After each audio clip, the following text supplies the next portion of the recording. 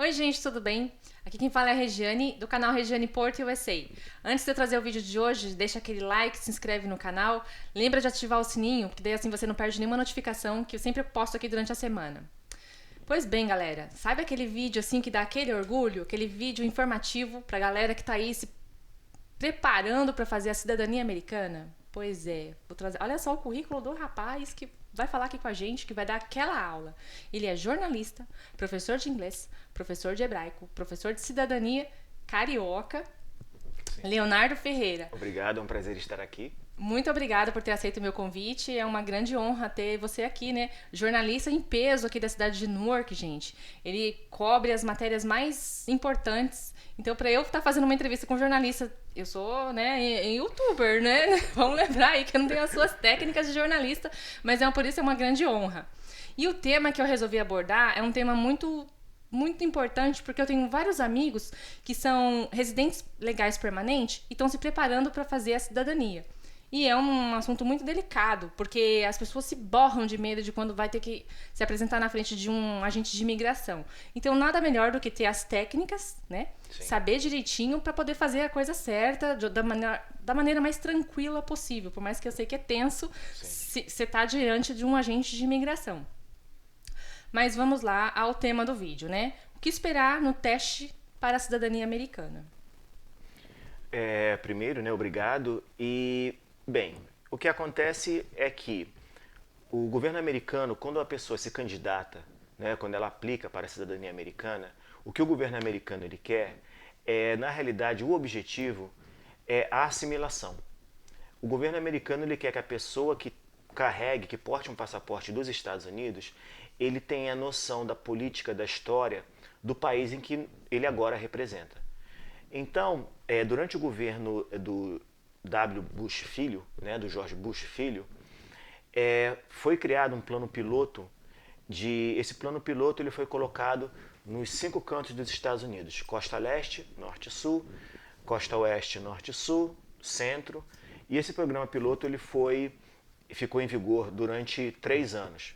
E a partir daí, desde então, esse é o programa que o governo americano, né, que o Departamento de Imigração e Serviços Migratórios, que eles chamam em inglês a sigla USCIS, né, o SCIS, ele ministra para os candidatos à cidadania.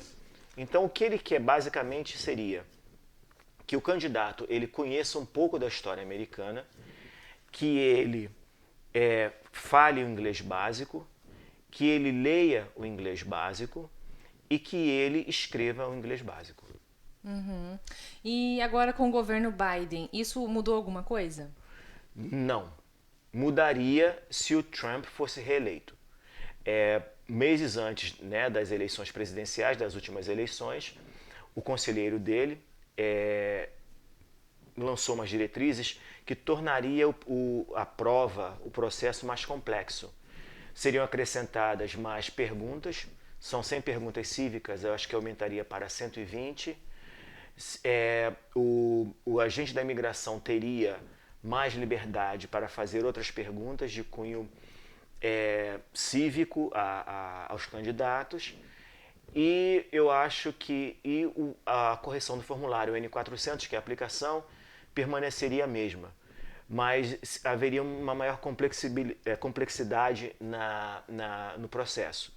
Mas como ele não foi reeleito, né, a administração anterior não foi reeleita, então a atual, por enquanto, manteve o processo do jeito que estava. Então seria basicamente a correção da aplicação do formulário N400, seria as 10 perguntas entre 100, são 100 perguntas que o candidato estuda, eles selecionam 10, dessas 10 você tem que acertar mais da metade, metade de 10 é 5, seriam 6. O candidato ele tem que escrever uma frase, geralmente essa frase ela é tirada do próprio material que o candidato estuda, raramente é um tema diferente, e ele tem que escrever uma frase. Então seriam tanto ler ou escrever são 3 oportunidades que o candidato recebe. Mas assim, entre esse negócio de escrever a frase é ditado ou ele já vem com a frase na mente preparada? Não. Quando o agente ele chama o candidato, todo o processo já é preparado. Ele tem uma pasta e nessa pasta já tem ali as perguntas selecionadas, a frase selecionada e a frase que a pessoa vai ler. Então, a complexibilidade da pergunta, né, da frase, quem determina isso é o computador. Então, quando o agente já pega caso a caso, já vem pré-determinado. O sistema já separou as 10 perguntas, já selecionou a frase que o aluno vai ler e já selecionou a frase que o aluno vai escrever. Só que o agente da imigração ele trabalha com um sistema chamado discretion. Discretion, em português, seria livre-arbítrio. Então, o agente tem o livre-arbítrio de simplificar o processo da entrevista ou tornar um pouquinho mais difícil. Por isso que nenhuma entrevista ela é igual. Eu já ministro a instrução para a cidadania há praticamente 10 anos e até hoje nenhum aluno teve uma prova igual, idêntica, porque depende muito do aluno e depende muito do agente. Nossa. E agora com a pandemia, o processo está mais demorado? Como que tá, assim, você tem visto? Com a pandemia, houve um acúmulo de casos, porque antigamente, em uma cerimônia de cidadania, você tinha 200 pessoas, você tinha 100 pessoas, 150. Com a pandemia, houve o distanciamento físico. As pessoas falam de distanciamento social. Eu não acho social porque você tem as redes sociais. Né? Você pode ter contato com alguém pelo Facebook, pelo Instagram.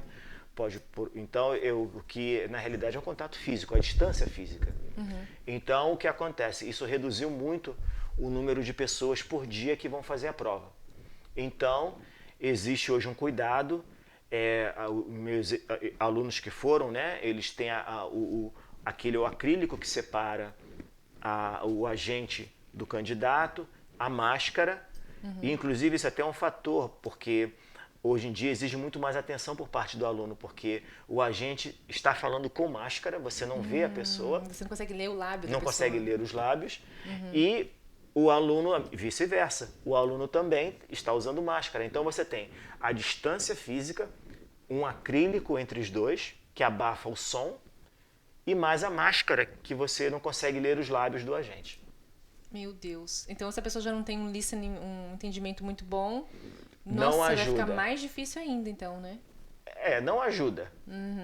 E então, vamos lá. Vamos fazer aqui, tipo, um passo a passo. Quando a pessoa chega lá na sala do agente, ele é sozinho com ele ou é uma sala aberta? O que acontece é o seguinte. O candidato, né, o imigrante, ele pode levar o advogado. Ele tem o direito de levar o advogado. O advogado vai com a pessoa. Na realidade, o que acontece? A pessoa chega, recebe uma carta dizendo o horário, o dia e o andar no prédio da imigração em que ele vai fazer a prova. Então ele vai lá nesse dia especificado pela carta, ele chega, ele vai no guichê e ele mostra essa carta. Então o agente da imigração, ele vem com o scanner e ele vai, beep, ele passa o scanner naquela carta, no código de barra que tem na base da carta, e ele vê que o candidato está ali. O candidato ele tem que ir ao guichê e tem que apresentar a carta, porque senão ele não é chamado. Então ele vai lá e o candidato está aqui. O agente vai lá dentro, pega o arquivo, pega a pasta desse candidato. Quando chegar no horário determinado, ele é chamado. Não existe critério. Uns agentes são falantes, outros não. Então uns podem, oi, bom dia, como você está? Como está o tempo lá fora? Como foi o trânsito para chegar aqui? Outros não falam nada. Chegando na sala, vai ter uma bancada, vai ter 2 cadeiras, vai ter a cadeira do agente, ele vai para o outro lado e ele vai virar para a pessoa. A pessoa geralmente ela não senta, porque todo o processo é sob juramento. Então a pessoa fica de pé aguardando a fazer o juramento. Então a gente vai virar para ele e vai falar, né? Raise your right hand. Levante sua mão direita, né? Aí vai virar para ele e vai falar, Now I'm gonna place you under oath. Agora eu vou te colocar sob juramento. Do you swear to tell the truth and solely the truth and nothing but the truth? Você jura falar a verdade, nada mais que a verdade, somente a verdade? Yes, I do. Sim, eu juro. Aí ele fala, Now you can have a seat. Agora você pode sentar. E começa o processo. Nesse processo, ele vai abrir o formulário N400 e ele vai conferir as informações dos últimos 5 anos do candidato. Então, nesse processo, nessa interação entre o candidato e o agente da imigração, o agente verifica se ele entende inglês. Porque ele confirma os dados ou pergunta e a pessoa responde. Nessa interação ele está vendo, essa pessoa fala inglês. O próximo passo são as 10 perguntas. Ele faz as perguntas, a pessoa responde. Ela tem, dessas 10 perguntas, tem que acertar 6. Se ela errar uma, o agente pergunta 7. Se ele errar 2, o agente pergunta 8. Se errar 3, o agente pergunta 9. Quer dizer, o objetivo é acertar 6. Depois disso, ele vai na tela do computador. Antigamente era um papel, agora é na tela do computador. Ele aponta uma frase e ele diz, agora você vai ler essa frase em voz alta. Né? Seria, né, Now you're gonna read the sentence out loud. A pessoa lê. Não há problema com sotaque. Pode ter sotaque, mas tem que ler correto. Se a pessoa leu correta, ótimo. Se a pessoa não leu, ela tem uma segunda oportunidade. Ele apresenta uma segunda frase. Mesma coisa. Se a pessoa não acertou, tem a terceira oportunidade. Mesma coisa. E depois vem escrever. Ele vai falar, Now I'm gonna say a sentence and you're gonna write it down. Agora eu vou dizer uma frase e você vai escrever. Primeira frase, a mesma coisa. Segunda frase, mesma coisa. E terceira. Se a pessoa, porventura, ela não passar numa dessas etapas, ela vai ter que voltar e ela vai fazer somente aquela etapa em que ela não passou. Ela já recebe uma carta na hora dizendo, olha, você não foi aprovado para nesse quesito. Então você vai estudar somente aquilo. Então a outra vez que você retorna, você vai fazer somente aquele ponto, aquele quesito que você não passou. Muito bom. Eu ia te perguntar que se a pessoa não for bem no teste, se a pessoa não for bem, ela já fica sabendo quando vai ser o próximo teste ou ela espera a carta da imigração em casa? Depende. Há pessoas, há um tempo eles já saíam da entrevista com uma carta dizendo o dia que eles retornariam, os candidatos. Aí, agora, no momento, a pessoa vai com essa carta dizendo, indicando aquilo que ela não passou e aguarda em casa a carta para fazer a prova. Então, ela tem um certo tempo para estudar esse quesito que ela não passou. Mas, no momento, ela aguarda a carta em casa. Ah, certo. E uma coisa, o que a pessoa, né, o aluno não, o candidato, o candidato deve, como ele deve agir? O que ele espera do agente? Ele é chato se ele chegar simpático, alegre, com máscara a gente fica meio abafado, né? Máscara, acrílico e distância, mas Exato. é melhor ele ser simpático ou, sei lá, porque às vezes a pessoa fica tão nervosa que ela trava, ela mostra que tá nervosa, né? Sim. Não sei, o que você acha melhor fazer assim? Excelente pergunta. Nós brasileiros, né, temos a cultura, a fama, né, do falante, do simpático, da pessoa que, né, comunicativa, Calor humano, né? Isso é muito relativo. Isso vai depender do grau de fluência em inglês que o aluno tem. Porque se você fala inglês, se você é fluente no idioma, você pode se permitir a conversar. Agora, se o seu inglês é básico, se você não tem fluência no idioma, você pode iniciar uma conversa que você não vai poder dar continuidade. Entendi. Então, isso é muito relativo. É porque se ele pergunta uma coisa que a pessoa fica boiando, né? É melhor ficar quieto. Exato. Então, às vezes, você fala, você peca pela falta e peca pelo excesso. Então, eu acredito que você deva dançar conforme a música. Se o agente ele não fala nada, você não fala nada. Ninguém nunca foi reprovado por ficar calado.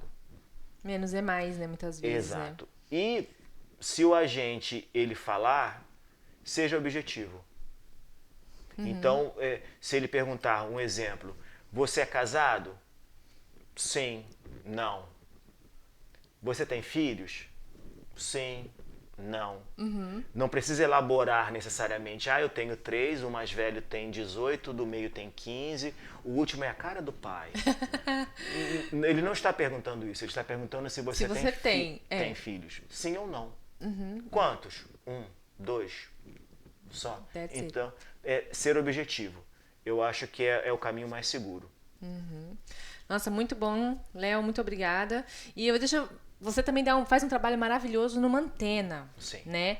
É onde você dá as suas aulas. Então, se você tá aí para fazer sua cidadania, quiser se preparar, quiser uma aula com você, como que a pessoa faz para entrar em contato? Ela pode entrar em contato, ela liga para a sede do Mantena, que fica aqui em Newark, New Jersey. O telefone lá é o 973-344-1644. Ela fala com a recepcionista pega o nome do aluno e o telefone, ou passa o meu celular, que é o 201-674-6211. A pessoa entra em contato comigo, a gente agenda, no caso, o horário, as aulas são presenciais. Em casos extremos, eu dou aula online. Extremos seria a pessoa trabalha também e os nossos horários não combinam. Então, eu posso dar aula online por telefone. E eu também tenho minha Facebook, né, a página no Facebook, que é Leonardo Ferreira. Eu tenho meu Instagram, que eu não lembro o nome, mas eu te passo. Isso, a gente coloca aqui na tela para vocês. No momento não me ocorre. Eu pretendo, eu tenho uma página no YouTube também, que até então eu tenho módulos do curso de inglês, que eu não ministro mais, mas eu tenho aulas de inglês que eu gravei durante a pandemia. Também fiz módulos em hebraico. Eu acho que eu fiz 30 módulos de inglês e fiz 15 a 20 de hebraico básico, alfabeto. Preciso desse canal. Depois eu vou colocar aqui para vocês e eu vou ser a primeira a buscar lá informações. Basicamente seria alfabetização em hebraico. Então lá tem o Aleph Bet, né? Tem as vogais, o hebraico, as consoantes, na realidade. O hebraico não tem vogal. Porque foi inventado antes, quem inventou a vogal foram os gregos, e o hebraico já existia antes. Então, mas eu tenho algumas coisas e eu pretendo acrescentar alguns vídeos, alguma coisa com relação à cidadania, porque a busca, a procura está sendo muita. Muita. O YouTube, o que há agora. Exato. E outra coisa, você também faz trabalhos no jornal, não? Sim. Eu atuo no jornalismo na comunidade há mais de 20 anos, na realidade, e eu comecei no jornal comunitário, aqui na comunidade, e com a pandemia eu continuei o trabalho, no caso, remoto, online, e eu me desliguei desse veículo de comunicação, mas eu não saí do jornalismo, eu continuo colaborando com outro jornal comunitário também. Então, atualmente, eu associo o meu trabalho, que não tem nada a ver com a comunicação, que é eu trabalho, né, em um restaurante, na realidade, e eu também trabalho como jornalista freelancer de um jornal comunitário e dou aulas de cidadania. Eu sou instrutor de cidadania. Nossa, gente, quanta cultura numa única pessoa, meu Deus! Obrigado. Que legal. E ó, gente, se vocês gostaram desse vídeo, vai ter um outro vídeo com um assunto um pouquinho diferente pro canal do Veja TV. Então, depois vocês busquem aí Veja TV, né? Depois, um outro assunto. E sigam lá o professor Leonardo Ferreira também, tá bom, gente? Muito obrigada por vocês terem me assistido até aqui. Léo, muito obrigado. Obrigado aí pela parceria aqui. Obrigada. E, gente, um beijo e até o próximo vídeo. Bye!